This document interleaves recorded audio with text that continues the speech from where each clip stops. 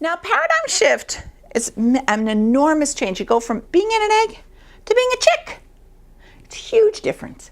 Some people, as we move forward in this process, this tide, the shift of the tide is changing about the assessment process of preschoolers. I've seen some people, they go, okay, I know, we're not supposed to give scores anymore. I got it. Okay, so what I'm going to do is I'm going to give the PLS, or I'm going to give the Bailey. I'm going to figure out where that single score lies, and then I'm going to see where that lies. Oh, like, let's go over here again. Remember, now I'm going to give the PLS, right? Or the Bailey, or whatever. The score they get is a 76, okay? Now, I can't give that score anymore because that's a problem, and I can't give an age equivalency. So what I'm going to do is just say, oh, it falls between, at about 1.5 standard deviations below the mean. So that's a 25% delay. Then let me tell you what I'm going to write on my test. I'm going to write all the things they got right and wrong on that test, but I won't say that I'm doing that, and then I'm done. That is not a paradigm shift. That's ridiculous. If the 76 on its own was a problem before, because remember, this is in the land where every test is valid, reliable, and free of significant bias, right? And we're not in there. But if the 76 was a problem before, it doesn't get any better because you don't give it. and so really, when we're thinking paradigm shift, it's going to require some major work on behalf of the evaluators who don't know how to do anything except this. There's a whole bunch of evaluators that know how to do something more. And that's the ones we're really speaking to. Those that don't know, they're going to have to learn, right? The tide is changing. So what are we looking at? How do we distinguish disability from something else? And the key difference, the key distinction, is whether the child's performance differs significantly from peers with similar experiences. That's what we're looking at. So let me give you an example. This is a son of a dear friend of mine. And he's French. He's from France. Both the dads are from France. They were living here when this boy was born. And they had him since birth. And he wasn't doing well. There were some issues going on at home. There were issues happening. And he was sent to a school, a private, very expensive private preschool. And the preschool, he was misbehaving. Preschool can't have him here. He's not doing well. He's not responding. He's not interacting. So some well-meaning people came in and had him evaluated. And of course, he didn't know color, shapes, body parts. And there were some issues going on at home, right? That were didn't have to do with disability, but they were affecting the child. So what the child did, of course, he ended up with an IEP, and he had to get speech and OT and ed and all this stuff, and he was put in a self-contained preschool just with kids who had other similar problems, which is not the best thing to do. And so what happened is he was there, and he was about to turn 5, and my friend's business, he had 40 full-time people working for him in a bakery. It crashed. It lost business in the recession. He had to close it. So all 40 full-time people lost their jobs, and my friend lost his visa, which was based on having a business here. So they knew they had to go back to France. So my friend went back to France to find out how to get his son into French kindergarten. And they said, oh, you can get into French kindergarten. He said, okay, but you have to show us that he knows what we require in France to get into French kindergarten. So my friend is great. Now he knows colors, shapes, and body parts. We hadn't worked on that because that's not a French thing. So great, we've got all that. They said, no, we're not really interested in colors, shapes, and body parts or numbers. What we're interested in is his fine motor skills. We like really good penmanship. We want to make sure he has really good control. He's like, really? Yeah. Well, they never worked on that. They didn't work that in the $15,000 private preschool that he was in. And they certainly weren't working on it in the 4410 preschool, the preschool for kids with disabilities. They were going to color, shapes, body parts, right? And other things. So my friend came back. So this little boy, he couldn't start the kindergarten program. He had to get held back, sort of in a way, so he could learn this fine motor stuff. So my friend came back last summer, and he brought with him a folder. He said, I know you'd wanted to see this, so he collected this stuff. This is the stuff that his teacher, his son's teacher, sent home. This is the work he was doing. Now, some of the French teachers are not trained in the Bank Street model. So what the little boy was supposed to do was create spirals within the spiral of the snail, right? But the teacher did not like any of his spirals. And instead of like encouraging, she put a big red X through the little boy's work and then showed him how to do it, right? So you think, it couldn't be all this, Kate. What else? Oh, here's another page. Now, we had tons of pages, and I'm just taking the representative one. Look at that. That's not a bad spiral for a 4-year-old in my mind. But culturally in France, that's not acceptable because they're working on spirals from early on. More spirals. Now we're doing arches. How are we doing with arches? Now we're circling little things, right? Whatever, le bouche en bas, whatever that means. I don't speak French, obviously. Okay. So I guess the point is, we think it's all about colors. Okay, of course, kid has no colors before they go. No. It's just a demand that we make. And we've translated that demand into our test. Now, let me tell you one thing. It is true that kids have to have certain skills to move forward. That's what Head Start is for, that's what preschools are for, that's what universal pre-K is for. But we have mixed what we want kids to know in preschool or in kindergarten, what we expect them to know in our schools, with disability. We're confused. We've confused two completely different things. Just the way Stephen Colbert confused 100 is the best perfect score and 100 is a mean at the 50th percentile, we've confused knowing color, shapes, body parts, knowing how to do puzzles, knowing how to cut with scissors, knowing how to feed with a spoon. We've confused that with evidence of disability. Because we say, oh, well, they all need to know that. Well, if they haven't been exposed to it, then how would you expect them to? Just like me trying to learn how to eat with my hands in Ghana. We think, oh, they eat with their hands? Let me tell you. I've been there 5 times. I still am not good at it. It's hard. It is.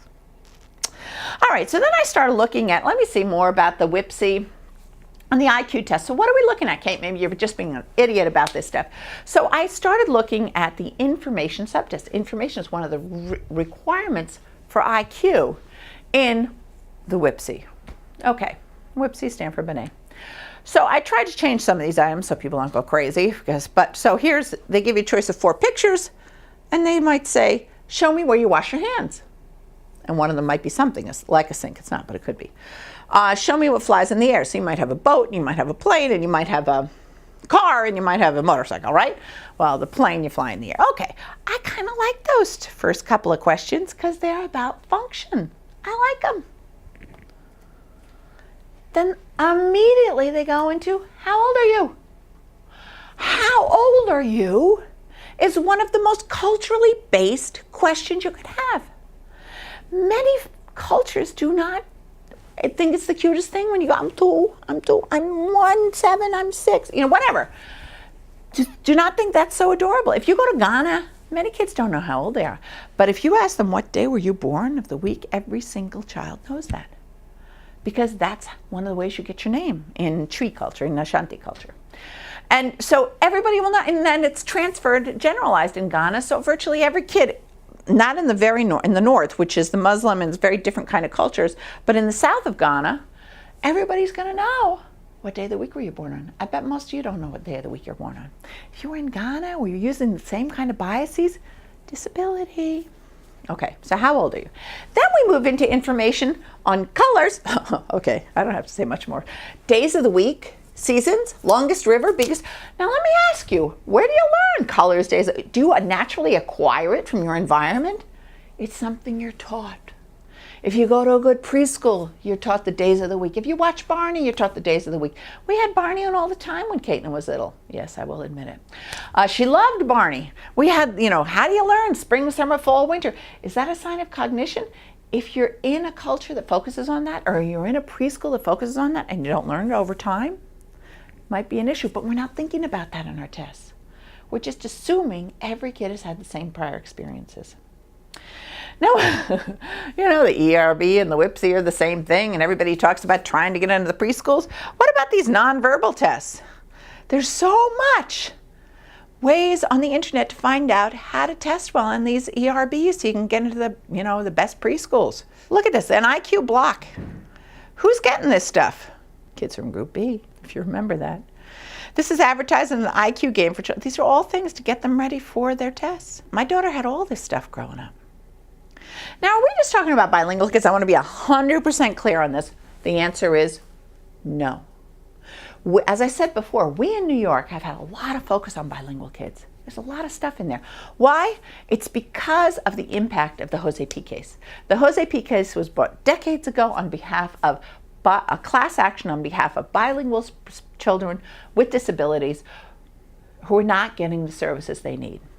And since that time, the Jose P. plaintiff's attorney have met with the State Education Department in New York City in trying to provide the appropriate services for those bilingual kids.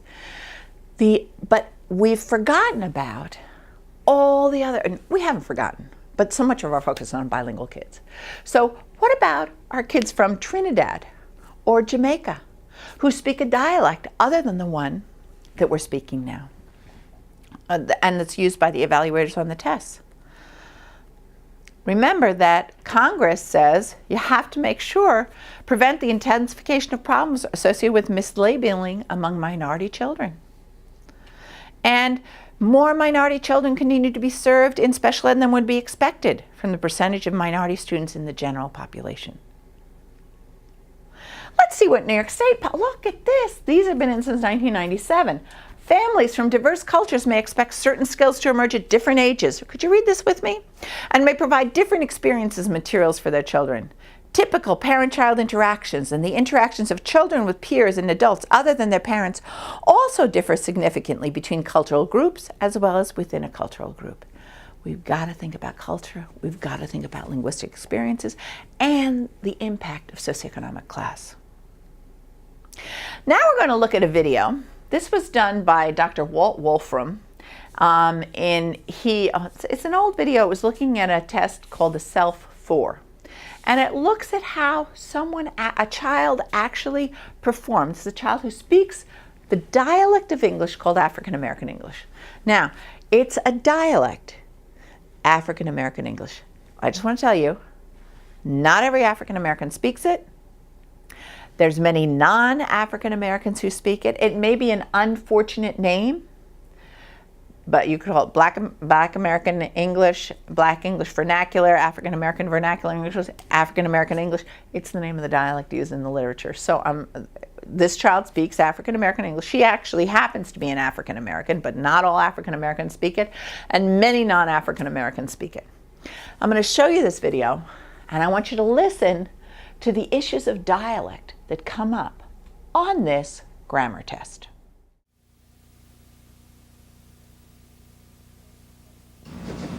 I'm going to show you some pictures, and I need you to give me a word that goes at the end of the sentence.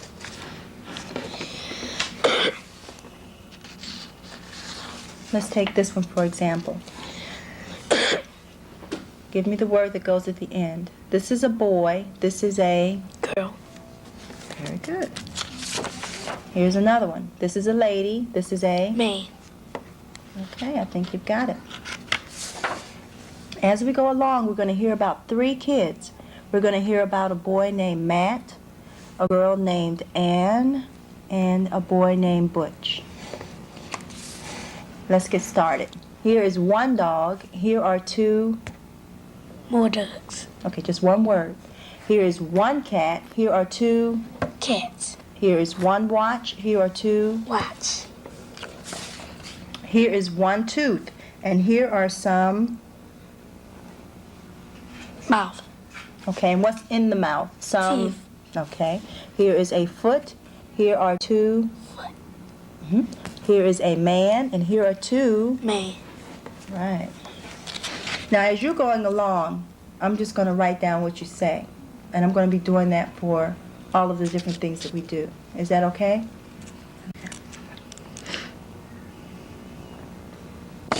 Okay, don't forget, we're going to be hearing about 3 kids. We're going to hear about Matt, Anne, Butch.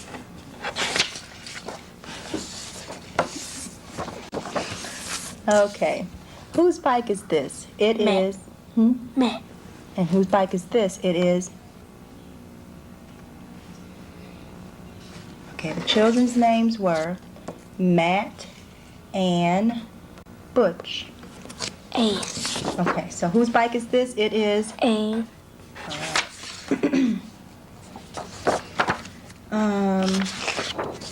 This girl has a new hat, so the hat belongs to her.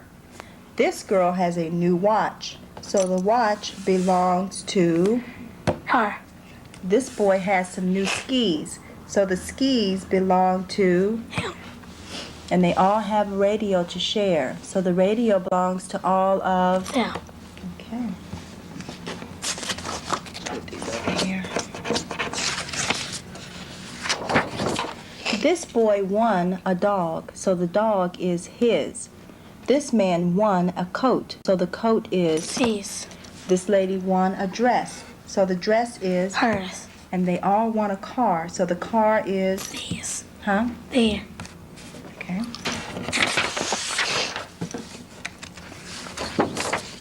Here Matt types. Here he. Right. Here Ann jumps. Here she. Swimming.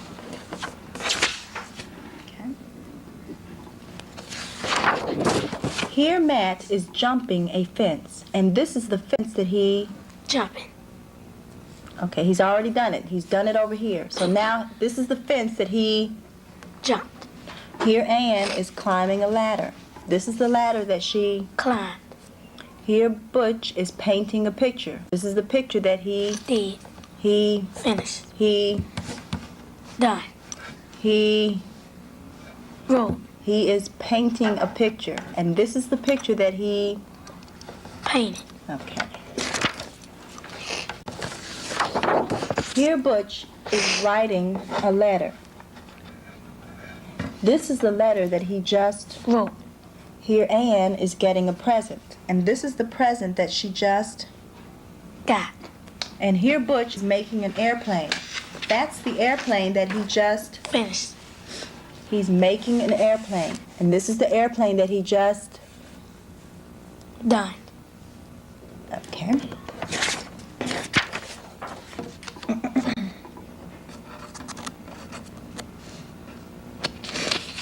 Excuse me. I'm going to need 2 words from you this time. Here Matt is fishing. Here Ann and Matt. Is on the swing. And here Butch. Walking. That's only 1 word. Here Butch. Jumping. Okay, listen to mine. Here Matt is fishing. Here Ann. Oh, we did that one. Here Butch. Walking. Okay. This man paints, so he is called a. What do you call a person that paints? They're called a. Paint man. Okay, and this lady jogs, so we call her a.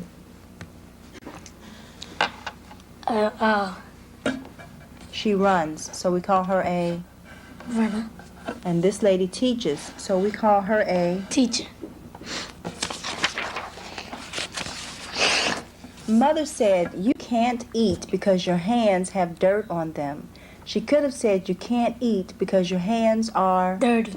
The teacher said, we won't go outside with all of this noise in the room. She could have said, we won't go outside because it's too. Hot. Listen again. The teacher said, we won't go outside with all of this noise in the room. She could have said, we won't go outside because it's too. Noisy. Ann said, Matt, you have all the luck.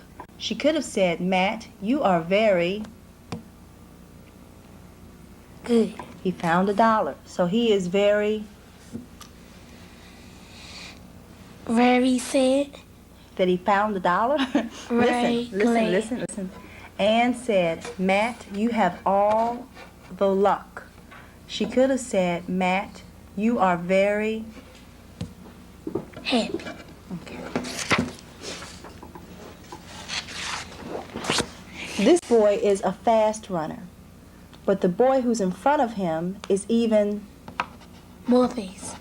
And this boy is the very. Winner. Okay. And this man is strong, but this man is even, Weak. well, he raised his up higher, so he is, Very. okay, listen, this one is strong, but this one is even, More strong. and this one is the very, Strong man. all right. Matt said, I don't want those apples. I'll take some of. These apples. And Anne said, I want this book and I want. That book. All right, so after seeing that video, you might say, well, she seems fine, if you think about the African-American characteristics of African-American English.